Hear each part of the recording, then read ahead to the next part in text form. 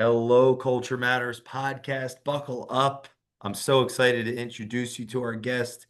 Before I do that, here's a quote just for this episode.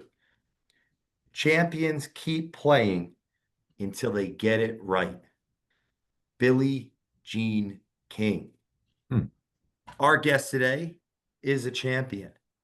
They played with um, the Stallions, the Pittsburgh Steelers, the Seattle Seahawks, the New England Patriots, the Tennessee Titans, University Arizona, East Brunswick High School, business development king at One Team Media, host of the Fan Morning Show, friend of the Culture Matters podcast. I've had the blessing to meet our guest today, Josh Miller, business development at One Team Media, through a dear friend, someone we love on the Culture Matters podcast, the one and only Brian Hess, entrepreneur of HVY, I believe, and gel sticks, and so many more amazing things. Josh Miller knows leadership, sales, relationship building, and Super Bowl 39. Actually, I had to look up what all those Roman numerals meant.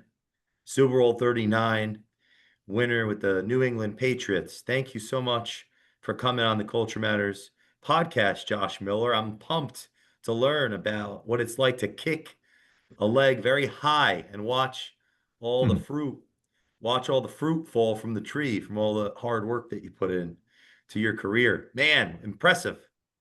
I mean, I appreciate that. It's funny how life happens. No one grows up with a poster of a punter on their wall.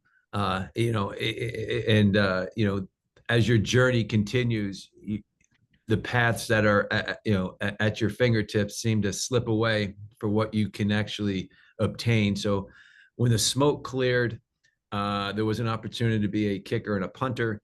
So I was able to run with it. It's amazing too how many chapters you have in your life, because right now I swear if I took a lie detector test and they asked me, did you play professional football, and I said yes, he'll think, I think he'll say he's lying. I mean, it's been that long.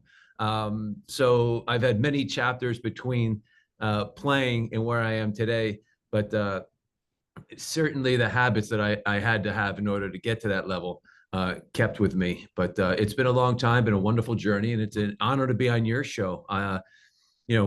We crossed paths, as you mentioned, through a dear friend in Brian Hess. And the first time I met you, I was blown away because you meet people, you say hello, and you move on. I met you, the things that you have, the things that you do without thinking is what shocks me. I'm a big attention to detail. I read people. I go in a room. I know who's who, and immediately I know people that are faking it, people that are actually true. And you never took your eyes off when I was speaking or when you were talking to me. You were in the moment, and it was just a passing moment. And I try to get myself to that level because I live every day. I'm going to meet somebody that's going to change my life. Whether it happens or not, these are the habits that I try to instill. So when I met you, I was almost looking in the mirror. I was like, this son of a bitch is looking at me the way I hope I'm looking at him. And it's just great to see unicorns bump into each other because you're puzzled by it. And I knew right away you were a special guy. And it's an honor to be on your show. And I looked at some of your podcasts and I was like, okay, this guy is one of those guys. If you're lucky enough to be in his circle, if he would come into your circle, you're going to be better off for it. And I don't even know how. I just know you want to be around somebody. And so it's an honor to be here and a pleasure as well. Thank you. I mean so much. In that, I thought I had a visual. So the question is, do you remember that first tee up, like in your first tee up between you and the ball when you were in the midst of building the rituals that made you so successful? Yeah, I mean, absolutely, of course. It's amazing.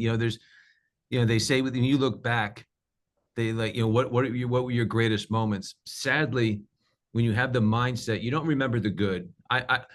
I remember teammates that were near and dear. I remember all my bad plays, and I remember the first time I got into it, and then I also remember a special moments, little things like running out of the tunnel, seeing my parents or my father in particular, who drove 8 hours to see a preseason game, meant the world to me because we've had many conversations where I couldn't sleep and I come down, he's on the couch watching TV, and we would just talk about what it would be like or what do I need to do. So having all those moments, you take those with you, especially when that moment that you've talked about for so many years is actually playing out. You don't know how long it's going to last, but you got to Mm. that moment.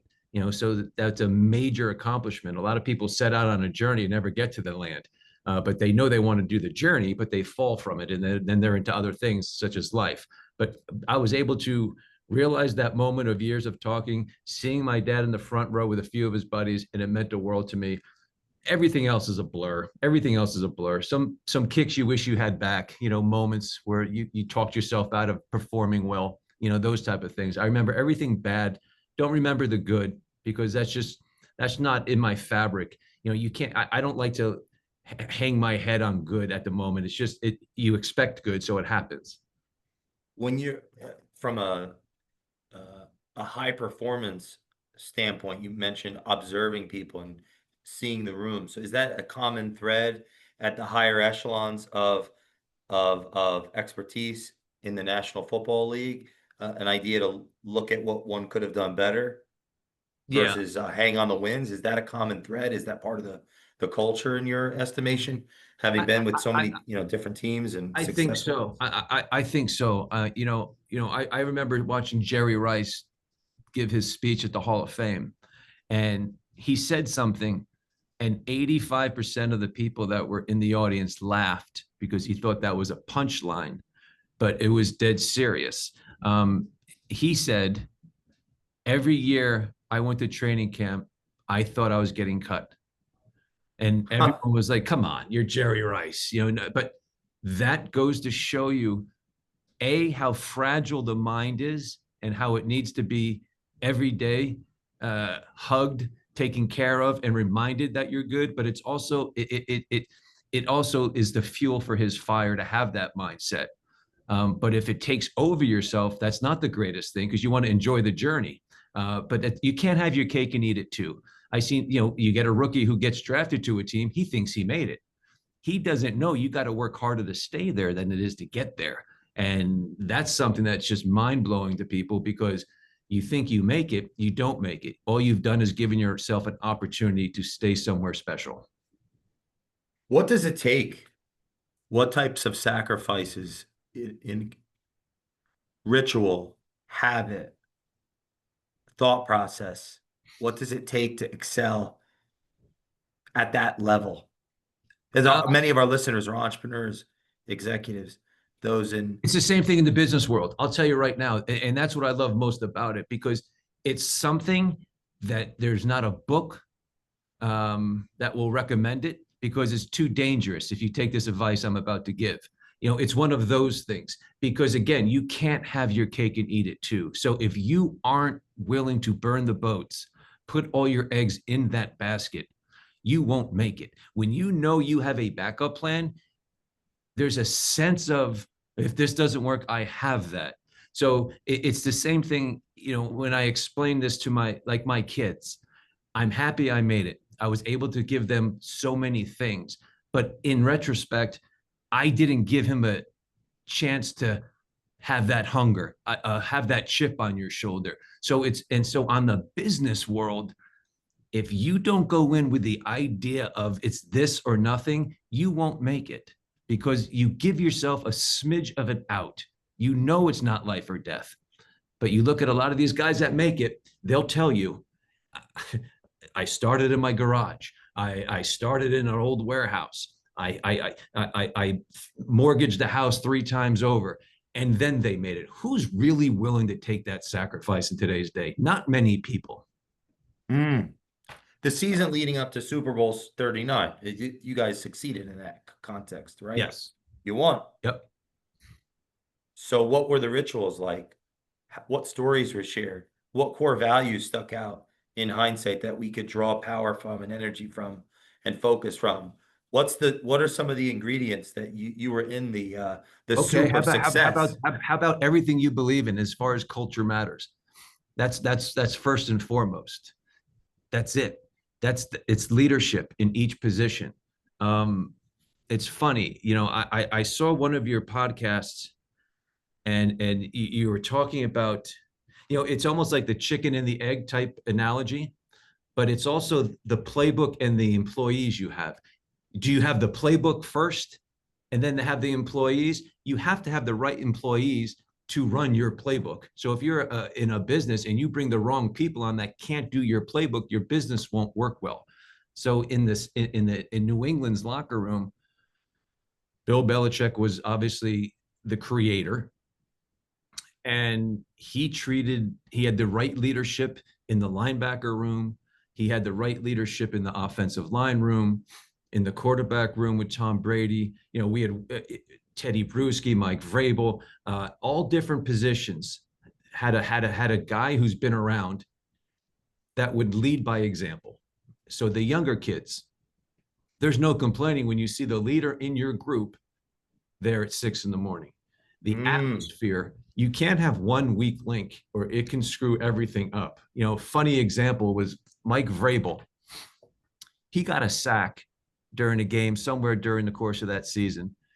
Bill Belichick stopped the film and said, Mike Vrabel, what the hell are you doing here? And Mike's like, I got a sack.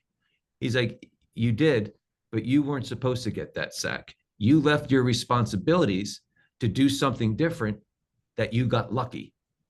And he was just, he's a left edge. And if you know anything about football, he's the last one on the line. He's only supposed to take 2 steps up the field to make sure no one goes outside. He went inside, got the sack, but he left that outside open. So if he did miss it, then he's going to run for a first down. So it's attention to that kind of detail. And even though something good happened, it doesn't mean it was meant to be good and it wasn't supposed to be. You went out of your way to do that, which went against the scheme that we had in place. So when I take that into the business world, it's so important to delegate, and that's the hardest thing to do as a leader. But if you have the right people, truly the right people with the right playbook in mind for that person, you'll have much more success. People go, well, we have enough pieces. Let's see how it plays out. That's not good enough. You think an astronaut's going to want the people at NASA to say, "Well, we should land pretty close to that to Saturn." No, I need to know it's locked in and I can get the hell home. So it's attention to all of that detail. What type of ritual did you see in those leadership positions, those, right, the clear boundaries? What types of behaviors or habits embodied that leading by example? Yeah, it was. You have to. So if you're gonna, it's a matter of your style. So if your style is one way, let's take Bill Belichick for example. You see him on the media. He doesn't look like a real pleasant human being, uh, but behind closed doors, he's actually hilarious. But which is important. Which is important. Because nobody just likes to get yelled and screamed at, right? I mean, you have to be consistent, and he's a winner. So when you are considered a captain for your position, he would hold meetings. He'd bring one person in that he had in leadership roles on the team, bring him to a meeting, let's just say on a Monday morning. He will tell those leaders who've played probably 5 to 10 years, hey, this week I'm going to go hard. I'm going to really press you guys and push you guys, but I want you leaders to know, come next week, I will give you 2 days off. I will make sure this is a lot easier, but this is an important week where I have to really set examples. I would need you guys behind me. So he would check in on leadership to make sure we're all on the same page. So that way you can go to the working ants, the working bees, excuse me, and the guys in position will handle it because we know around the corner there's going to be something good. So it's delegating type of responsibilities, letting them know communication's everything and consistency is everything in what you do. There's reasons for everything, but you have to make sure they see it. You're dealing with human beings, and human beings at the end of the day need to be hugged, picked up, spoke to in a positive way, and see positive results to get that total buy-in. Communication, consistency. Were there any other core values that stood out in mind, even beyond just that team, but like a common thread from the various teams that you were a part of that teamwork to secure wins and to learn from Yeah. losses? After at the end of the day, from all the teams I've been on, um, it comes down to how you treat your peers. It's in the business world, it may be like, hey, listen, I know you're busting your ass. I know you deserve more money for it. And when that money comes, I will reward you. You're giving people carrots. Or you go to somebody and say, hey, listen, you're better than this. People want to be pushed. They want to be part of a wolf pack. And if you look at a wolf pack, it's the most organized machine on earth. You have your fighters up front. You have the oh, excuse me, you have the elderly up front. How brilliant is the wolf? You have the older people up front. So you know why? So they can set the pace. Mm. So it's good for them. Then that's what we do it by. So you have the old school up front, then you have the warriors for the next couple of wolves, and then you have the children, and then you have the wives, the female wolves, and then you have more fighting wolves behind them. So they're set for everything. And then the last piece is the alpha, last, not first. So it's having that type of organization, having that kind of mechanics in the business world. It's That's what's always seems to be missing. People take for granted that you're dealing with human beings. And at the end of the day, you have one human being that wants to go against the pack, it can screw it all up.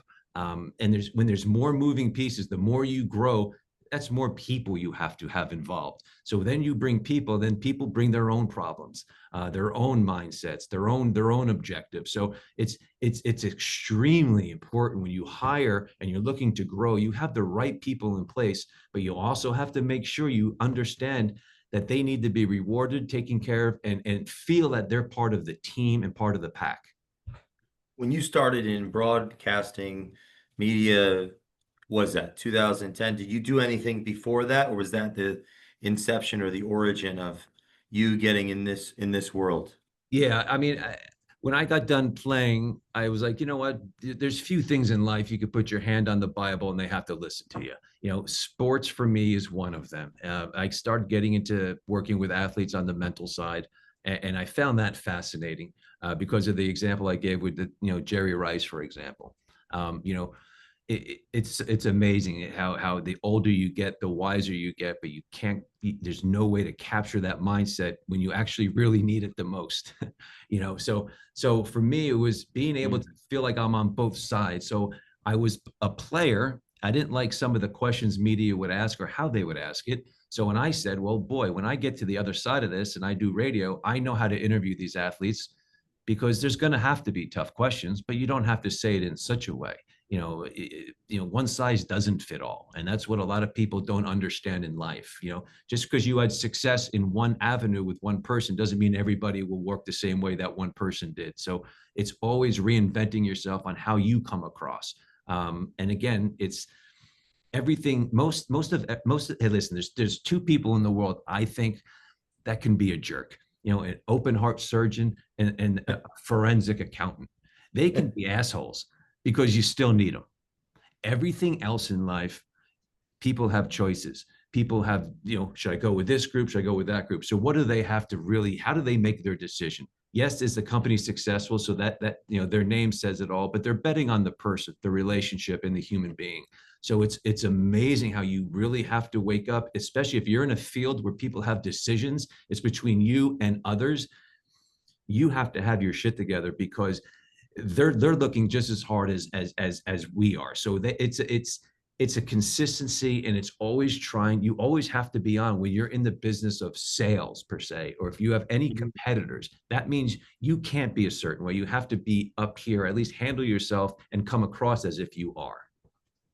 How is media uh, marketing and your um, shows and that, right? How has that evolved since you started, in your view, as a performer, as a professional in radio and Yeah. Um, spotlight interviews and marketing media? How do you have you seen that evolve since you started? in general, I find out, for football players and things of that nature, everyone's becoming a brand. Um, today's day is, boy, I wish I had it when I was a kid. But then again, I almost wish I'm glad I didn't, because yes, I feel it's easier today to have success because there's more eyeballs that can be brought to what you're presenting. But back in the day, the habits we learned, I'm 50 years old. I wake up at 4 in the morning to pee. I mean, that's just part of being at the age. And I'm glad I got here. That means I'm alive. But the lessons you learn as a kid that the kids aren't getting today, or the business kids aren't getting today, are those mistakes to be made. The kids are trying to be perfect, or they're trying to get to the last page immediately, as opposed to starting out hustling. The journey is a great place to be. You look back and you think it's the toughest time, but you look back and say, hey, that was the greatest time. I learned the most. There's really no learning curve anymore. Now people expect to be paid X, Y, and Z, and even these athletes are coming in with a brand of, you look at in college, there's something called the portal now, where, if you go to a college and you're not starting right away, well, I'll just go somewhere else. What the hell kind of lesson is that for the kid? Right? How about now, why aren't I starting? Maybe I'll watch the guy in front of me and learn from him. Then it gives me a year to train, get bigger, get faster, get stronger, watch more film, be good at the shit that's free, and then compete. Because obviously you weren't ready for that moment. But the kids today, oh, then I'll go somewhere else. They don't understand adversity, and they don't handle it the way they should. Mm. Or on that, in that topic, you think in that, in some sense, changing how order or disciplines are created, that the Mhm. very order or disciplines necessary to have team camaraderie? Very important. But at the same time, it's almost impossible because of that fact. When it's just like when you're a young kid and you're hanging out with your older brother and his peers, you're not the leader. You're part of the pack and you're on the back of it, but you're learning, you're seeing things. There's you ride your bike to a field and you're hanging out with, like, all these other older kids, and you're learning. None of that happens anymore. Everyone stays in their little lane, and everyone stays on their phones, and all their answers and questions are on they're missing out on what makes a person handle adversity. If by the time, for me, when I grew up, one foot in old school, one foot in this new school. I'm an empty nester now, so my kids were. I brought them up as old school as I possibly could, because I thought that was where my best lessons were to be learned. Um, so it's extremely important. I feel, I do a speaking thing where I spoke to you know, what was it, CEOs under 35 or something like that. And the first thing I said to them, I was like, you guys should go hire an assistant, and I hope he's 50. And they're like, Mm. why the hell would we do that? I'm like, why?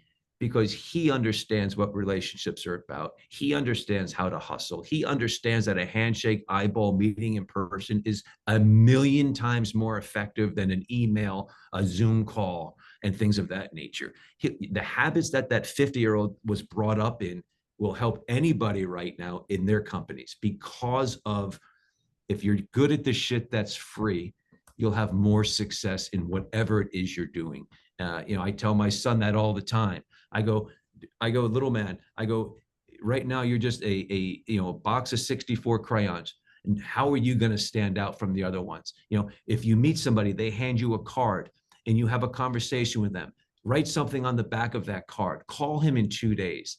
Say, hey, how's your dog? I know he went to the vet. He got hit by the car. Everything okay? I just wanted to circle back and say hello. You're going to blow him away, because no one does that. You're going to write him a letter, a personal letter, thanking him for his time. It's those little things that are surprising to people, because right now, the people that own companies, run companies, they're still around my age. So when they see a young kid with those old school habits, he's going to be more inclined to bring him in, and then Mm. let him be the next voice for him when he's no longer running the companies.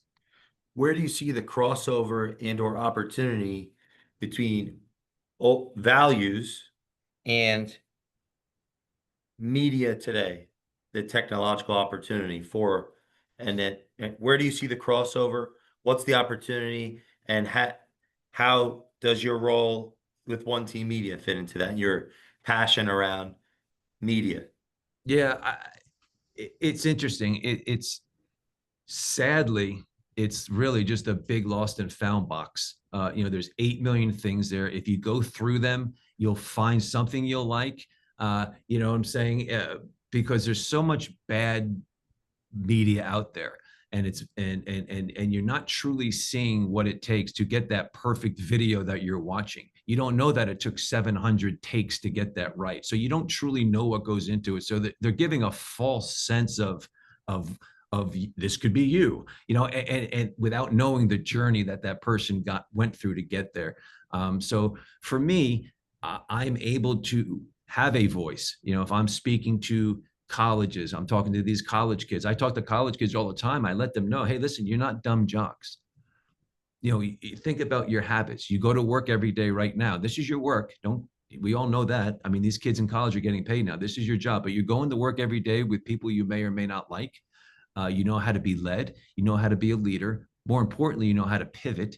You know how to come together for a common goal, and that common goal is to win, to be successful in it. Yes, that's the idea for a sports team, but that's managerial tools. So for me, when it's all said and done, we're looking at one team. We want to be a headhunter for the athletes that graduate. And I don't care if you're third string at Neshiva, you still went Monday through Friday at 6:15 in the morning to lift. You still had your meetings. You still sacrificed a lot of social events in your life where the other kids lived for the moment.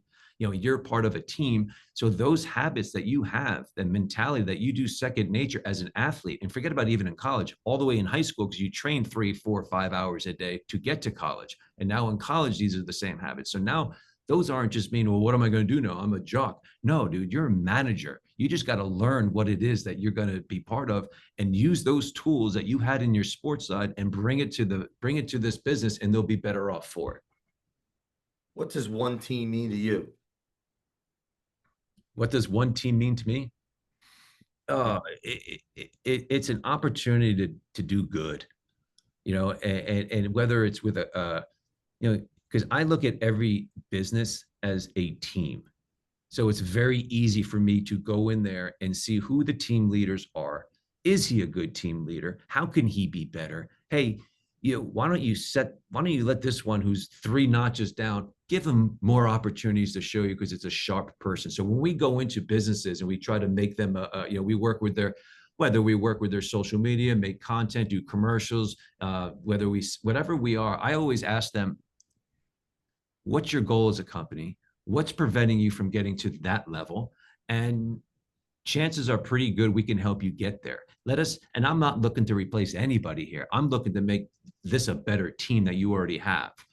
So for me, it's just an opportunity to help out and bring that sports mentality into the business world, because a lot of kids, everyone really played sports growing up, and they lose that carryover. They just say, okay, I'm done with sports. Now I'm in the business world.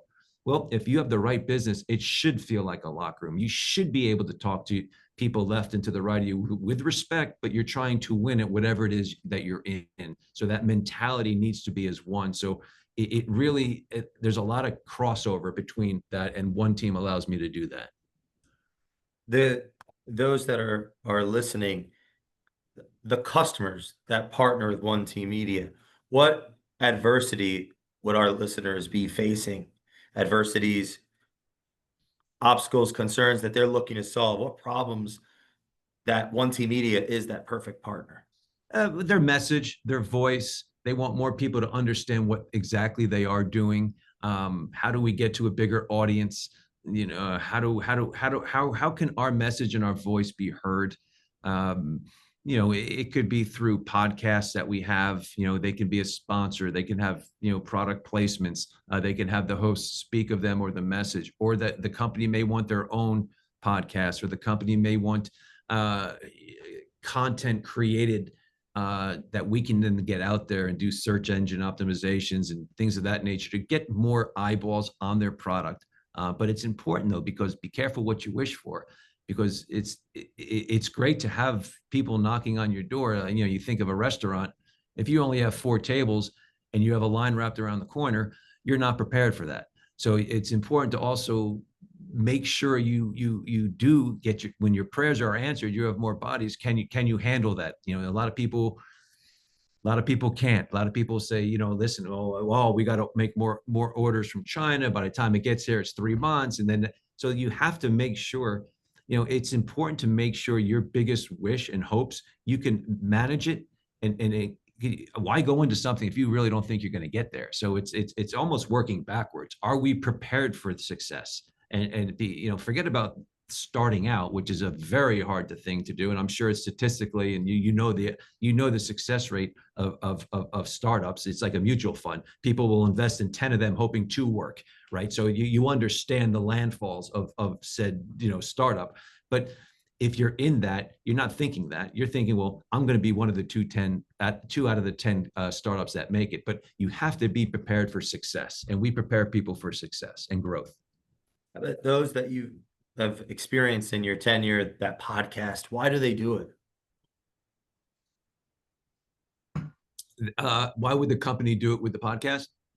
No, those that podcast. What's the driving force? It really it depends, right? I mean, think about your podcast, the driving force. I mean, you are connecting people, like-minded people that may or may not have ever crossed paths. So what you're doing is I'm taking a special person here, and I'm going to connect them with a special person there, and they're going to do some great things together. So every podcast really has their own mission and goals. You know, if there's a sports podcast and there's a company, let's just say Play It Again Sports, they're just starting out, they're launching. This podcast has, you know, 3 million followers and views per show. And it's say they're in the North Hills, they're in the same location, the demographic. Uh, it'd be wise for the Play It Again Sports, as opposed to having a banner on the store saying, hey, we're open now. Well, Play It Again Sports, these people are being seen. Let's have this podcast announce that. Let's let the community know that they are here. We just opened up, and you know there's deals going on left and right. We would take that company from Play It Again Sports, bring it to the proper podcast, and make sure that, you know, there's a great relationship there. There is a cost to it, obviously, but you make sure that obviously it comes back, you know, tenfold for letting people know in their demographic. A lot easier to do that than hope that a drive-by and they see a banner saying we're here. That's a very small example, but that is why people do it. And then the people that actually do the show, they're doing it because you like to think they're doing it for the same reasons you're doing it. It's just as healthy for you to do and give your message out there, as opposed to hoping someone receives it and follows through with it. It's very fulfilling. Brian Hess again has his podcast. It's therapeutic for him. And most people that have a podcast, it's therapeutic for them as well. You know, you have all these great things. You don't know what do you do with it? So this vehicle of social media and podcasts, it is a great platform to get your word out there. Now it's up to the people around to hear it, make sense of it, and implement it into their own world. When we're talking about, let's say, branding, framing a company as authority from a commercial standpoint, what would you say is the value of commercial framing, you know, a commercial for a larger brand, and today, and you know, in the season, today, what's the value behind that? How does that impact people's perceptions of brands, you know, coming from working in the National Football League? Like, how has a brand impacted your life, being a part of the brand, right? And there's an interesting case that, or anecdotally, like you are a part of this, that I think about it, a couple big brands. How does that impact uh, the players? How does that impact the owners? How does that impact, It right? impacts What's you. that relationship between It's fans a and responsibility. Like when you're part of something that is a very big brand, um, you know, as a player, I always knew, and I use this expression a lot because I believe in it. You're auditioning. You know your football career is going to be very small. But if you represent a brand very well, they're going to want you part of their brand moving forward. They want you to be a voice. We love how you represented us. So in return, we want you to stay on board. Even though you're not playing anymore, you still represent the brand and speak about the brand, which allows you to stay relevant. Now, what the importance of a brand? People don't make decisions right away. So if you see a brand on Facebook, if you see a brand on Instagram, if you see a brand on TV, if you see it on someone's shirt, you just saw that same brand in 4 or 5 different places. So you know that someone must have vetted them out. Somebody must have done their homework, and clearly Mm. funded. Clearly they're out there. I can now trust that enough to buy their product, be part of their, whatever the case may be. Even if it's a brand you never heard of, but you saw it in 5 different platforms on the media side, it's easy for you to just like when you see a company right now and say, uh, don't bother, I don't want to see your resume unless you have your degree. Does a degree really matter anymore? No, not really. It just shows you can start something and finish it. But it's a good way to weed out everybody else. And you do miss a lot of diamonds in the rough that way, but it's a starting point. So I never hire because of a degree. I really hire because of the person, because I'm not a doctor. I'm not cutting open anybody's chest, nor am I a forensic accountant. So I go by the person. I go by their actions. I'll see them maybe 2, 3 months, whether it's someone at a coffee shop, whether it's somebody in the bag room at the golf course. I see how they handle people, and I'm like, okay, there's a guy I can bring in. I love his energy. I saw him on a Wednesday when it was pouring rain. I see him when it's beautiful and sunny out. I see how he's talking to this person, that person, and the other. That's a guy I can use. But for companies, when you see their brand everywhere, to answer your question, Mm. it validates them. And sadly, people need to see validation. So you have to pay money to be in the position for somebody. No one makes decisions anymore when they see something once. It just doesn't happen. They need to be banged in the head by 4 different directions. And then they say, okay, I'll try that. I've seen it enough in the different places. So if I understand correctly, one team media, it's the philosophy of we're coming together with our customer together. Podcast hosts, they have a platform to share who they are with the world. Sponsors have an opportunity to get in front of their growing audiences.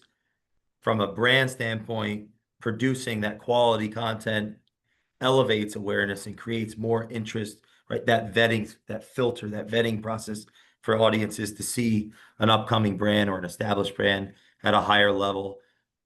Every company needs a website. As I learned from Tyler Stratton, a website without SEO is like a billboard in the woods. So I want to make sure I'm encompassing the heart, the spirit, the soul of this Yeah. idea of one team and media. Because I love what you said earlier about the values. Like I thought old school values, technological advancements. What's the crossover and how do you bring that?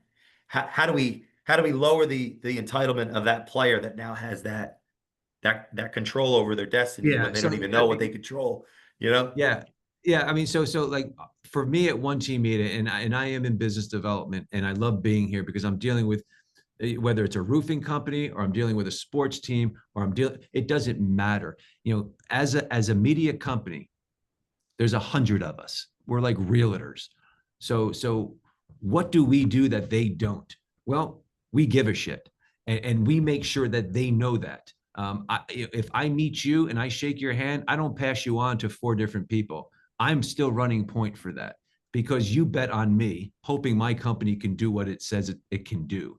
Um, it still comes down to relationships. We are in the relationship business. Yes, technology is great. Chat GPT does wonderful things. It can make anybody come across intelligent, put together all these different platforms and do all these great things. But at the end of the day, it's relationships and being able to call somebody, I'm not just a 9 to 5 guy. My phone's on. When you need me, we're here. It's that type of responsibility that you have. These businesses, think about a business. A business is somebody that has people working for them. So that guy started a business, so he put money into it. He's not sitting in a cubicle working for a company that has 15,000 employees. He has a business. So there's such a responsibility as a media company, and most people don't feel that, but one team does. It's our responsibility to make sure they make money so they can keep their employees, their lights on, their food, they have kids. It's not just take a job and let's see if it works out. It's personal, and I would never. And this might be a smidge of exaggeration. Um, we treat it like patients as like with a doctor. Like when we lose somebody, we have to self-evaluate why that company didn't make it. Is it us? What did we do wrong for them? How, going above and beyond. If we're not willing to bet on ourselves as a media company, you shouldn't even hire us. Like I go into, I love when I go into a place. Somebody says, listen, this is what it costs us to do what you want us to do. Just pay us that. And then once you see we know what we're doing, then we can talk about moving forward what the cost is going to be. If we're not willing to bet on ourselves with a company, then you have the wrong group. A lot of people, they want it's $10,000 a month, and we're going to do 2 emails a week and all that crap. That's awful. We're going to do whatever it takes for you to see that we are the right group, and then we'll sit back at the table and discuss what it costs moving forward. These are our costs. This is what we charge, but this is why we deliver, and this is who we are.